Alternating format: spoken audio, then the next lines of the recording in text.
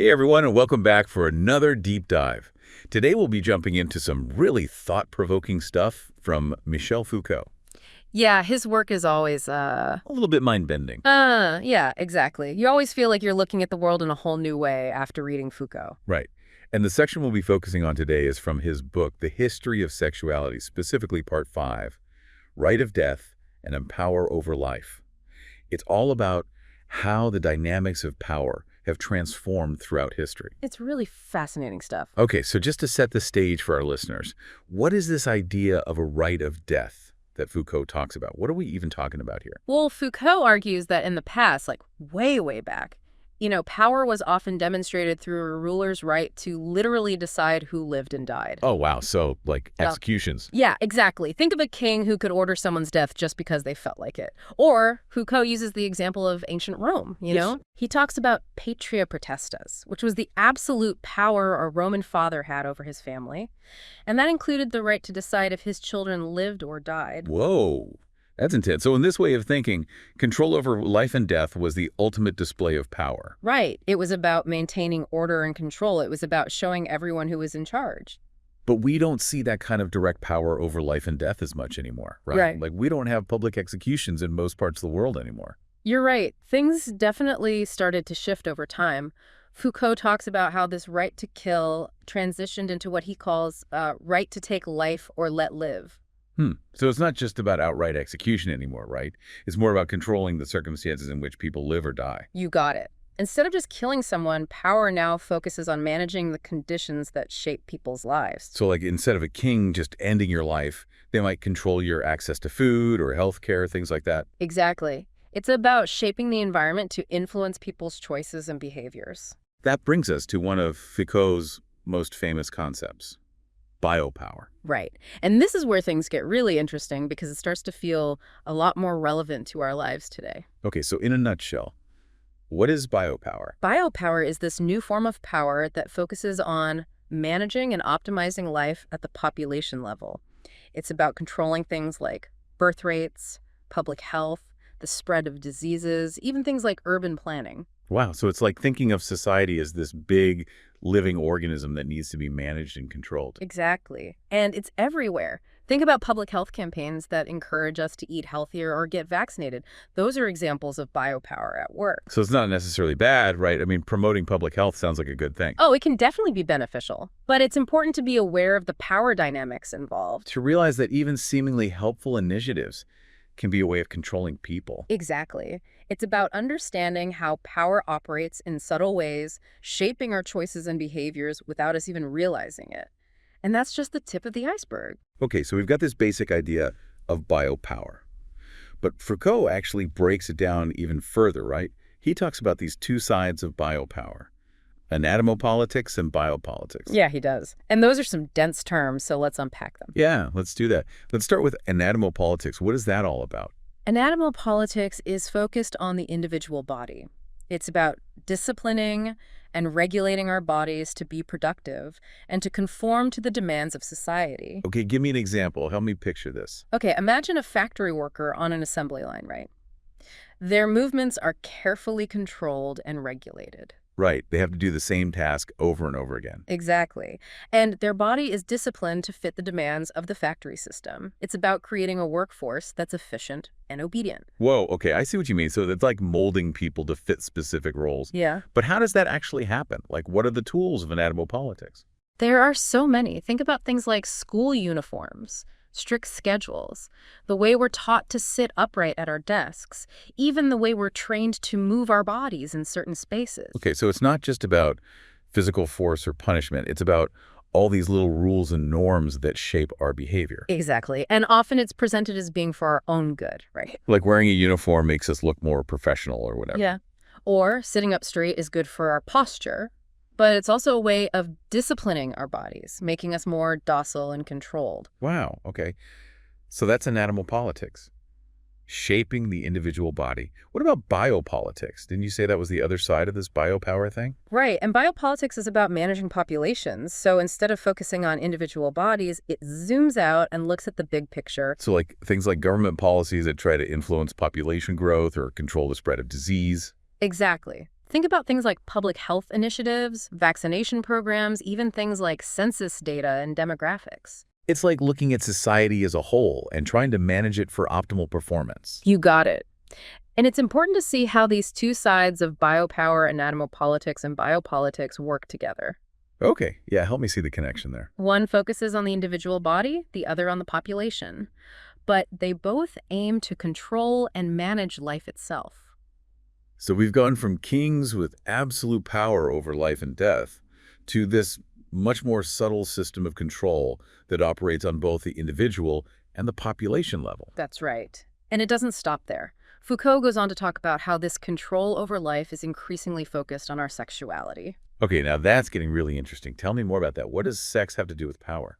Well, Foucault argues that as power shifted from being about the right to kill to this management of life, there was a parallel shift in focus from blood and death to sex and life. I'm intrigued, but I definitely need you to unpack that a bit more for me. Okay. How does sex become this new target of power? Well, let's pick up there next time because this is a whole other fascinating layer to the story. Oh man, now you've got me hooked. All right, well listeners, we'll have to leave you on a bit of a cliffhanger for now, but we'll dive back into Foucault's ideas about sex and power in our next deep dive. Stay tuned.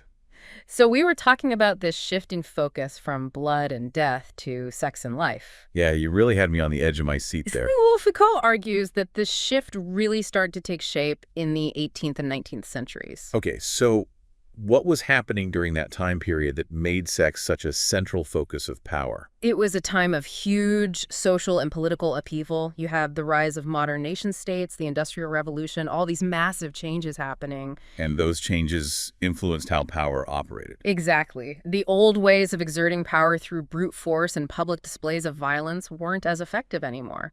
Power had to become more subtle, more diffuse throughout society. I see. So how did sex fit into all of this? Well, think about it this way. Sex is about creating life, right? And it's also something that's deeply personal and intimate. So, by controlling people's sexuality, you gain access to a whole new level of power over their bodies, their behaviors, even their thoughts and desires. It's like power seeps into this really private part of our lives. Precisely. And Foucault gives all sorts of historical examples of how this played out. Like in the 18th and 19th centuries, there was this big campaign against masturbation. Really? Why masturbation? Seems kind of random. Well, on the surface, it might seem that way, but Foucault suggests that it was all about trying to control sexual energy and direct it towards socially acceptable activities. Oh, I see. So like making sure people are having sex within marriage and having babies and all that. Exactly. It was about aligning people's sexuality with what was seen as beneficial for society. A healthy population, a growing workforce, all that stuff. Wow. So even something as seemingly personal as masturbation becomes tied up with these bigger social and political agendas. It totally does. And it's not just masturbation. Foucault talks about how all sorts of sexual behaviors and identities became targets of this new form of power. Like homosexuality. Yeah, exactly. During this time period, you start to see the emergence of medical and scientific discourses that define certain sexualities as normal and others as deviant or perverted. So it's not just about controlling whether people have sex, but also what kind of sex they're having, with whom, and how they identify. Exactly. And this is where things get really interesting, because Foucault argues that even the very idea of sexuality is a product of power. Okay, hold on. Now you're really blowing my mind. What do you mean sexuality is a product of power? Are you saying that sexuality didn't exist before? Well, it's not that simple. What Foucault is saying is that the way we understand and experience sexuality isn't just this natural pre-existing thing. It's something that's shaped by language, by social norms, by institutions, all these things that are infused with power. Okay, I think I'm starting to get it. So you're saying that the categories we use to define ourselves sexually, like heterosexual, homosexual, bisexual, all those labels, they're not just natural categories, they're actually created by power. Exactly. They emerge through social and political forces, through things like medical discourse, religious teachings, even pop culture. That's heavy stuff. So our understanding of ourselves, even something as fundamental as our sexual identity, is being shaped by these power dynamics. That's what Foucault is suggesting. And it's not just about labels and categories, it's also about the norms and expectations that surround those categories. So like the pressure to get married, have kids, all that. Right. And it's not just about conforming to those norms, it's also about the ways in which certain sexual practices or identities become stigmatized or fetishized. Oh, that's a good point. So even within communities that embrace different sexualities, there can still be these power dynamics at play. Absolutely. And that's why it's so important to be aware of how power operates, even in spaces that seem liberating or progressive, because sometimes those liberatory ideas can be co-opted and used to reinforce existing power structures. This is all pretty intense stuff. It makes you question everything. It does, but it's also incredibly empowering because once you start to see these power dynamics, you can start to resist them. So how do we do that? How do we resist these subtle forms of power that shape our sexuality? Well, that's a big question, and we'll definitely need to keep exploring that in our next segment. Okay, listeners, we're going to take a quick break, but we'll be right back to continue this deep dive into Foucault and the power dynamics of sexuality. Stay with us. So we've been talking about how power operates through sexuality. Yeah, it's a lot to wrap your head around, right? Like this whole idea that even our sexual desires and identities are shaped by forces beyond our control. It's definitely challenging, but it's also really important to understand these dynamics because it gives us a new way of looking at the world and our place in it. Okay, so let's talk about what we can do with all of this. Hmm. We've explored all these ideas with Foucault, but where do we go from here? How can we apply this knowledge to our lives? Well, Foucault wasn't big on giving like step-by-step instructions or anything. He was more about giving us tools for thinking critically about the world. So, no magic formula for liberation. No, not exactly. But that doesn't mean we're powerless. So what's the first step? How do we start putting these tools to use? It starts with awareness, just paying attention to how power operates in your own life. Give me an example, like what kinds of things should we be paying attention to? Well, think about the messages you get from the media, the beauty standards, the gender roles, all of that. Right? Or the expectations you face at work, in your family, in your social circles. But like once you start looking for these power dynamics, you see them everywhere. You really do. And once you see them, you can start questioning them. Why are things this way? Who benefits from these arrangements? What are the unspoken rules that are shaping my behavior?